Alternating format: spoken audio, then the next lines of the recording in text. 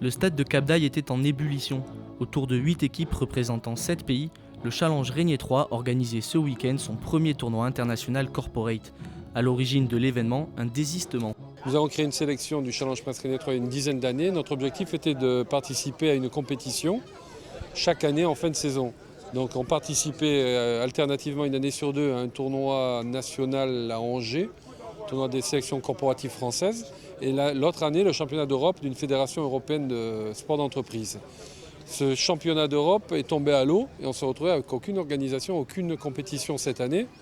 Donc on s'est dit, on a organisé en 2012, on va organiser un tournoi international en apportant une touche extra-européenne en invitant la Tunisie.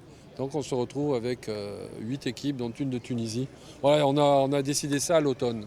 Italie, Hongrie, Tunisie, Portugal, Suisse et France accompagnaient 2 équipes monégasques sur la pelouse. Dans l'idéal, ces mêmes nations se retrouveront dans 2 ans. Nous souhaiterions pérenniser ce tournoi tous les 2 ans ici en Principauté, parce qu'au moins nous sommes sûrs de maîtriser une organisation, nous sommes sûrs de jouer, parce qu'aujourd'hui le sport, le football d'entreprise n'est pas très fédéré. Et donc c'est la bouteille à l'encre quand on cherche des adversaires, des tournois, quelque chose à faire. Donc au moins on aurait un événement tous les 2 ans auquel on peut participer dans de bonnes conditions. Et ça ne nous déplaît pas d'organiser, d'apporter notre petite touche au développement du sport en Principauté. Ce tournoi amateur a une grande importance pour la Principauté.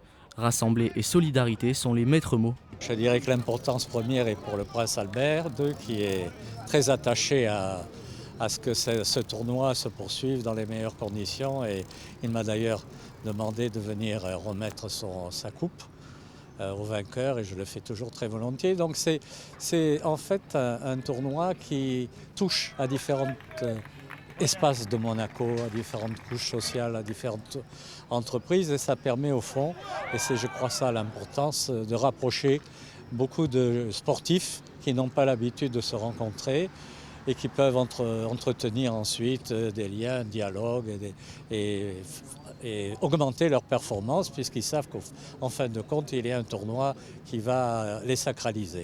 Après 2 jours de compétition et 18 matchs, la sélection monégasque s'est imposée 1-0 face à l'Italie, remportant la première édition de ce tournoi international corporate.